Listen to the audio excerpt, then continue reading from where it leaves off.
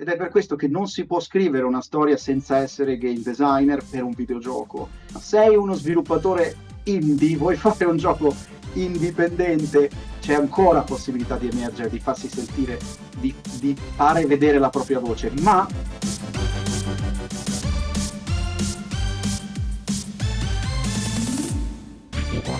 Benvenuti a questa prima puntata di DevMatter 2026. Io sono Alessia e in questa serie vogliamo andare a parlare con esperti del settore, colleghi, professionisti di game design, level design, narrative, ma anche giochi da tavolo. E qui oggi ho il piacere di avere con me un collega, è stato anche effettivamente mio collega nell'ultimo anno, game e narrative designer, Andrea Leoni.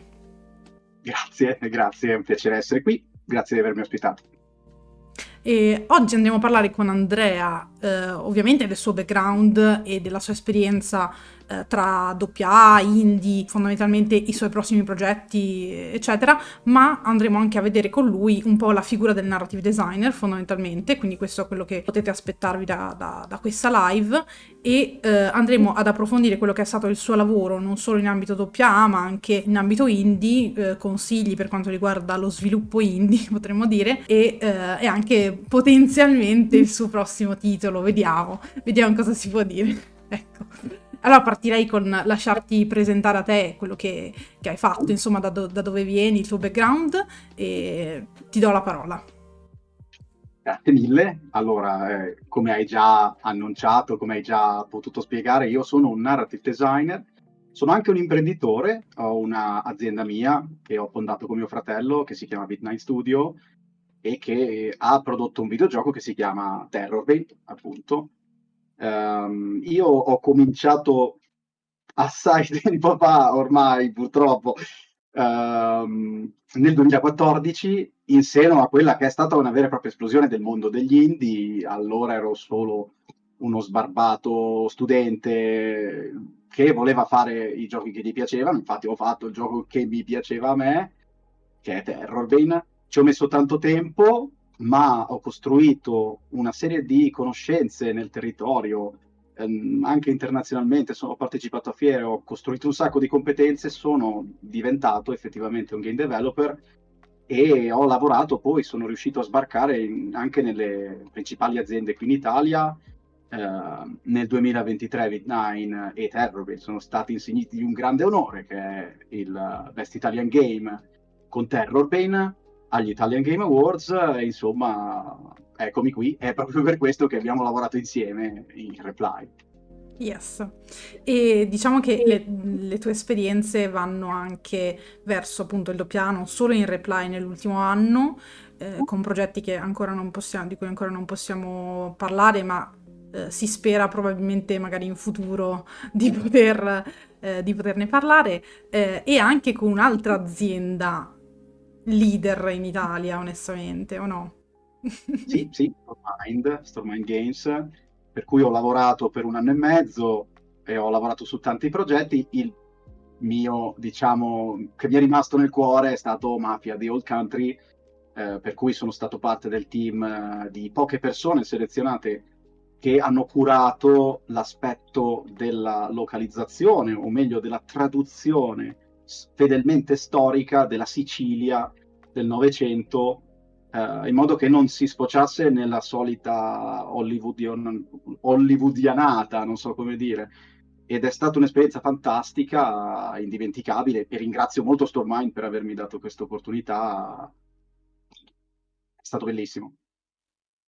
Bello, infatti abbiamo visto anche comunque il successo che ha avuto, soprattutto il praise che ha avuto lato narrativo, lato adattamento anche di doppiaggio, eccetera, quindi un gran lavoro. Mi collego a questo argomento subitissimo per introdurre il primo, diciamo, macro argomento che volevo chiederti oggi, che è quello della figura appunto del narrative designer, e mi collego appunto al tuo lavoro con Mafia Terra Madre. Ehm, in cosa il tuo lavoro, soprattutto in Mafia, è differito e potremmo dire in cosa è stato fondamentalmente diverso rispetto al lavoro, diciamo, altri tipi di lavori in doppia lato narrative design? Beh, innanzitutto l'aspetto più importante e più grande è stato interfacciarsi con una realtà che è quella dei AAA, e è diversa persino da quella dei AA, non solo dal punto di vista organizzativo e di lavoro e di sicurezza, ci sono una serie di passaggi importanti in più quando ci si interfaccia con un gruppo internazionale di varie persone che deve guardarsi da leak, che deve guardarsi da intrusioni. La sicurezza è importante, la verifica dell'identità è importante, ma poi proprio nell'organizzazione, nel rapporto che ho potuto tastare con mano, con il director, con il lead narrative designer che ci ha guidato noi italiani, perché naturalmente la narrativa era sua responsabilità di fronte al director, e quindi anche il modo in cui lavorano non è così diverso da come immaginavo, ma dal punto di vista del protocollo e della struttura è molto più organizzato, molto più stretto e molto più legato ai risultati. È stata un'esperienza formativa dal punto di vista anche di come si lavora in ufficio a una determinata grandezza d'azienda. Ecco. Ci sta. Lato, mi collego appunto a questo argomento perché comunque la figura del narrative designer secondo me è qualcosa che sia nel mondo già dei game designer, dei developer, ma a maggior ragione secondo me con gli appassionati e i videogiocatori non è particolarmente chiara e non è particolarmente, se vogliamo, neanche valorizzata. Vero. Di cosa si occupa un narrative designer, scusa?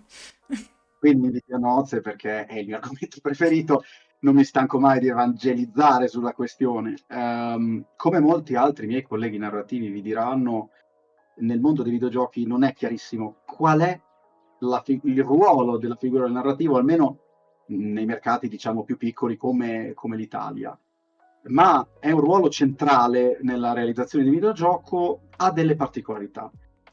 Se non ti dispiace mi lancio in una piccola tangente brevissima. Certo. Io la frase che uso per descrivere il mio ruolo è questa. Ci sono 4 pilastri fondamentali nel videogioco. Io darò per scontato che chi ci guarda un po' di gioco lo mastichi e sappia più o meno di cosa sto parlando. Cercherò di spiegarmi il meglio possibile.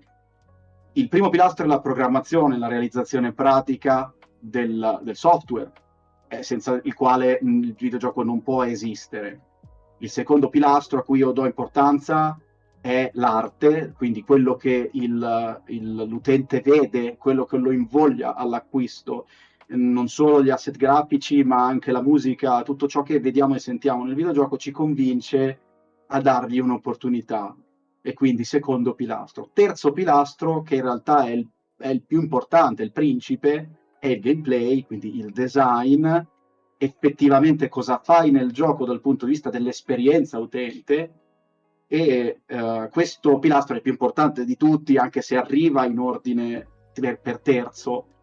Io non ritengo che la narrativa sia parte di questi 3 pilastri, in realtà io lo vedo come un quarto pilastro e lo vedo staccato dagli altri 3, perché in realtà un gioco solido ed efficace ha necessità solo dei primi 3.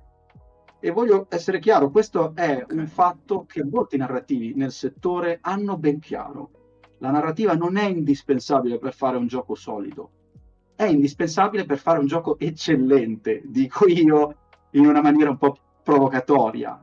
Il quarto pilastro, infatti, si occupa di potenziare gli altri 3, di legarli insieme, di dargli quella forma, di fare da pongo fra le parti. Ed è per questo che il ruolo del narrativo è molto complesso, è molto complicato e ha un ruolo nell'ufficio non solo praticamente destinato alla realizzazione della storia, alla scrittura dei dialoghi, dipende poi dalla grandezza dell'azienda, c'è anche il writer, che è un altro ruolo separato.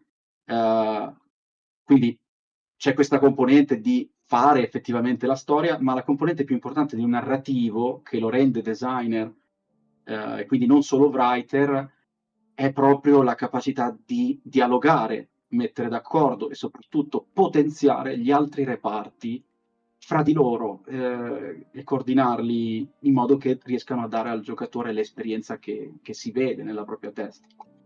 Ed è una cosa estremamente complicata da fare, perché dipende anche dalle relazioni personali.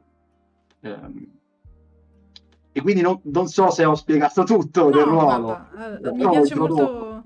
mi piace molto come l'hai messa giù, ti ringrazio.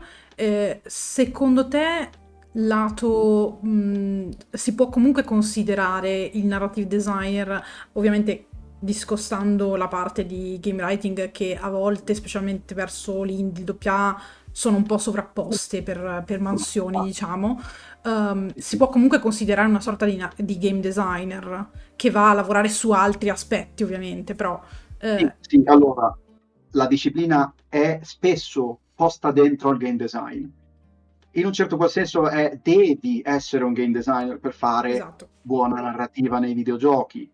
Eh, Qual è il punto? Qual è il punto? Senz'altro, quando si scrive un pezzo di intrattenimento, devi sapere certe cose. Quando si scrive un videogioco, non vai a fruire, non hai un utente che fruisce quello che crei in una maniera passiva come in un libro o in un film, ma in una maniera interattiva.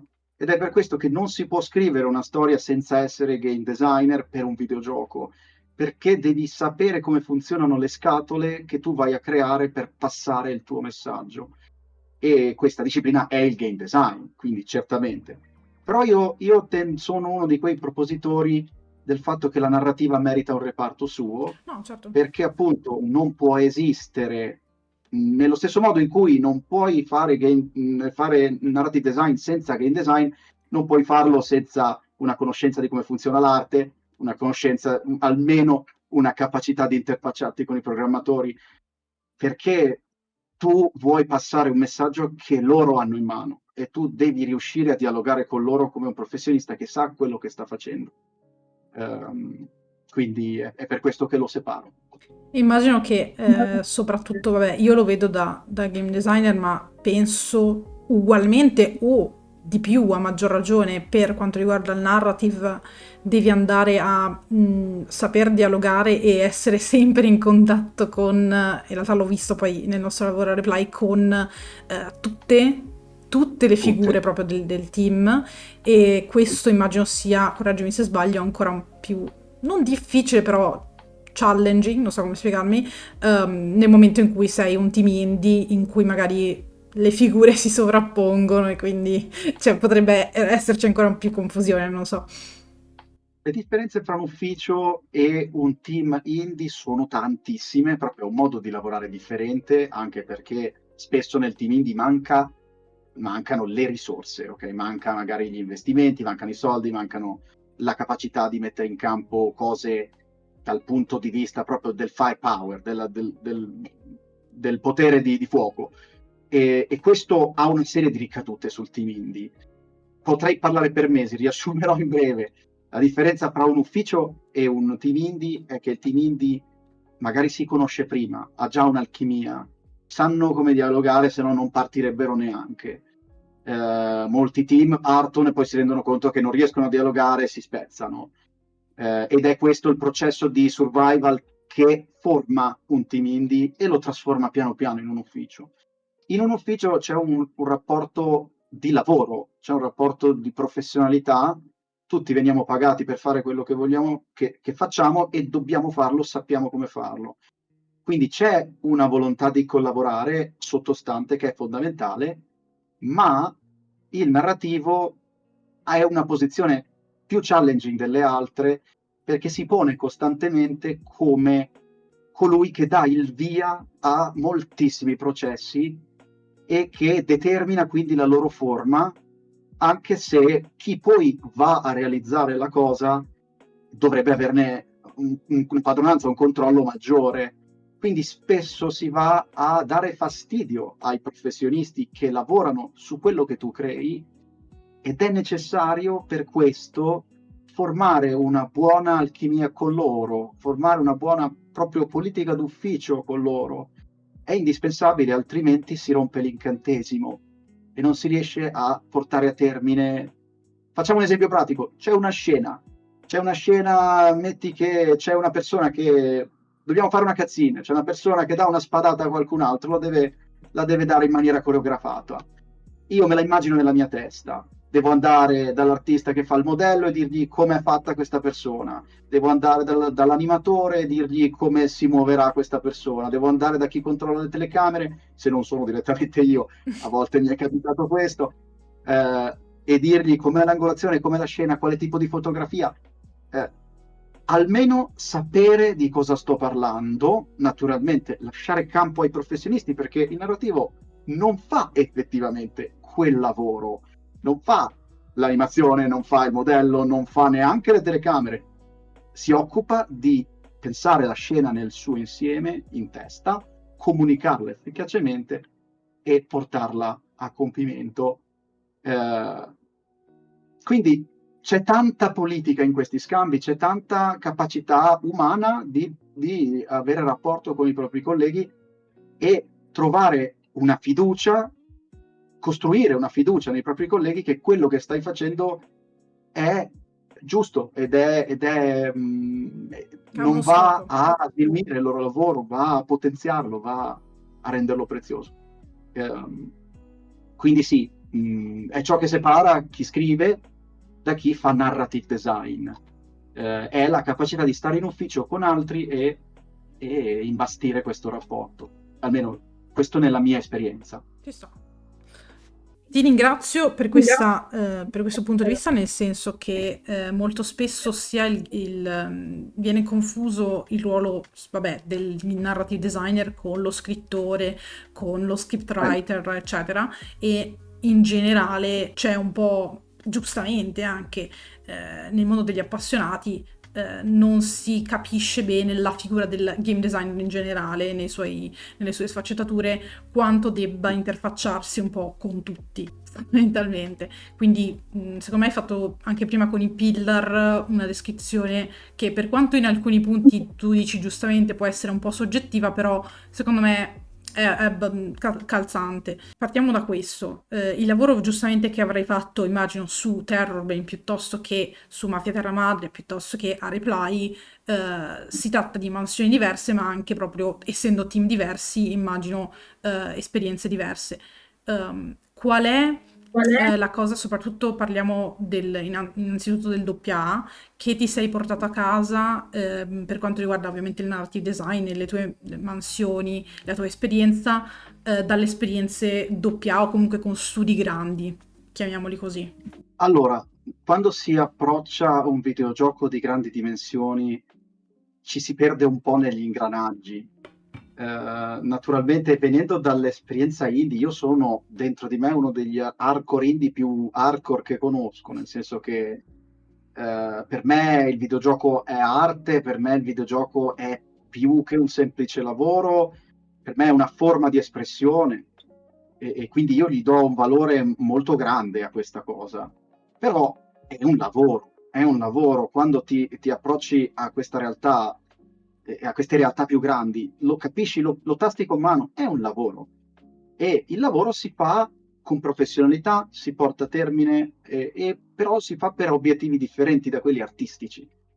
Io quello che mi porto a casa dall'essere stato in tante aziende di grandi dimensioni è che comunque mantenendo la propria professionalità, mantenendo la propria capacità di tradurlo in un lavoro, ok? Non so se questa parola è chiara, per me ha tanti significati questa parola, però spero di sì.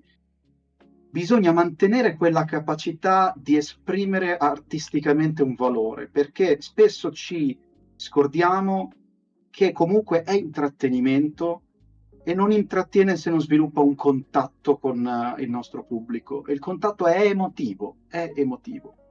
Quindi sì, c'è valore nel creare un prodotto, sì, c'è valore nel creare intrattenimento, a patto che ci sia un cuore, una virgola di divertimento nel farlo.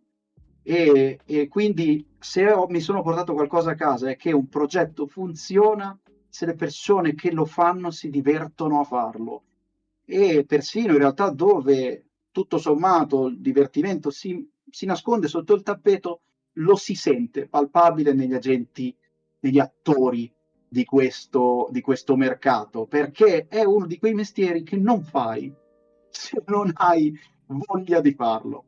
È un mestiere molto duro, È un mestiere stressante, fatto di deadlines molto strette, fatto di tanta politica d'ufficio, tanti drammi, e proprio per questo chi lo fa, secondo me, sente anche un po' una chiamata. No, non tutti, però quelli che secondo me fanno i giochi migliori hanno questa cosa dentro di sé. E io cerco di consigliare a tutti di non avvicinare questo lavoro se non si prova quella chiamata, se non si ha quella voglia di portare qualcosa di artistico, perché comunque sia il pubblico lo sente e lo predilige.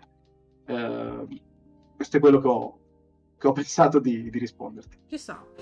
Ci sta assolutamente. E mi collego a quello che l'ultima cosa che hai detto, cioè, ovvero l'ultimo concetto che hai espresso, che alla fine è un consiglio per chi inizia. Tu devi sapere che io adesso sto con la mia vecchia scuola che ho frequentato, sto insegnando delle lezioni di game design al primo anno di narrative, quindi proprio le basi. E quindi volevo proprio chiederti qual è secondo te la qualità, diciamo che la qualità base che, correggimi se sbaglio, che consiglieresti di avere o di volere all'interno della professione è comunque quella di aver voglia di fare, soprattutto raccontare storie nel caso del narrative design ovviamente. Che altri consigli sia tecnici, però quelli magari dopo, ma soprattutto spassionati diciamo potresti dare a chi si approccia per la prima volta a questo mondo, anche soltanto per capire se può essere una strada percorribile lato lavorativo, ecco, perché come abbiamo detto è un qualcosa di duro in generale. Come fa una persona secondo te, soprattutto venendo magari da un background di scrittura, di GDR, di qualcosa di questo tipo, a capire in che direzione muoversi anche a seconda delle sottocategorie della narrativa nei videogiochi, perché uno può pensare di voler fare, come hai detto tu, il narrative, ma in realtà si intende di voler scrivere e fare il game writer, capito? Sono due cose diverse. Allora, proprio per questo è annosa questa domanda. Io ho un sacco di risposte diverse in testa a seconda della persona con cui sto parlando. Quindi diciamo così, facciamo dei distinguo. Se sto parlando in generale a qualcuno che vuole fare i videogiochi e non ha idea di dove finire, questo è un momento molto difficile per i videogiochi, è un momento per l'intrattenimento molto difficile per via dell'IA, per via del cambiamento della nostra società. Nessuno sa bene dove sono finiti i lavori entry level. Quindi sentiamo tutti questa mancanza e questa difficoltà. Trovare lavoro è difficile, questo devo dirlo. Ora, in questo momento storico, in particolare, non è sempre stato così, assolutamente, anzi è un'anomalia. Quindi non so, magari il prossimo anno sarà risolta. Io però devo porre questa cosa. Detto ciò, che non funzionino i videogiochi e che non si possa fare videogiochi di successo è una falsità evidente su Steam. Quindi a questo punto mi sposto a un'altra persona. Sei uno sviluppatore indie, vuoi fare un gioco indipendente, c'è ancora possibilità di emergere, di farsi sentire, di fare vedere la propria voce, ma passa da una conoscenza capillare di Steam, del mercato di Steam, la tua capacità di prendere una corrente che vedi adesso, che magari ti appartiene perché sei giovane, sei della nuova generazione e quindi parli il linguaggio della nuova generazione che si è spostata su videogiochi differenti dalla mia generazione e che quindi noi vecchiacci inseguiamo invece di capire, ok? Fare giochi per i tuoi coetanei è possibile, è giusto e ne vengono fuori di bellissimi. Quindi è una strada dove si sputa sangue, perché non ci sono risorse, non troverai aiuto, non troverai facilmente il tuo dream team per fare questa cosa e dovrai probabilmente tirare fuori il tuo lavoro, il tuo sangue, il tuo tempo per passare quella barriera. Come ho fatto io nel 2014, che ci ho messo 6 anni, ho sputato sangue, non avendo un soldo, lavorando nel tempo libero, facendo altri lavori, e tutto sommato è stato efficace, ha funzionato, è stato giusto farlo. È un sacrificio difficile, non lo consiglio a tutti.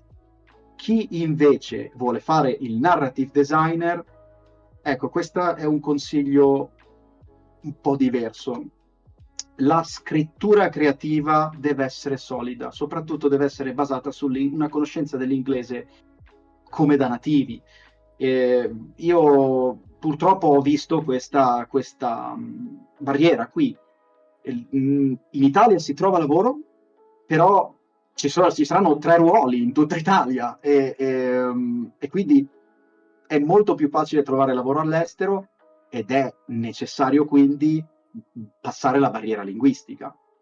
Avere un'eccellente conoscenza di come si fa scrittura creativa si può ottenere dalla scuola, dall'università, si può ottenere anche dai corsi. Scrivere un libro non è una cosa che viene naturale a certi tipi di persone, quindi è anche un talento.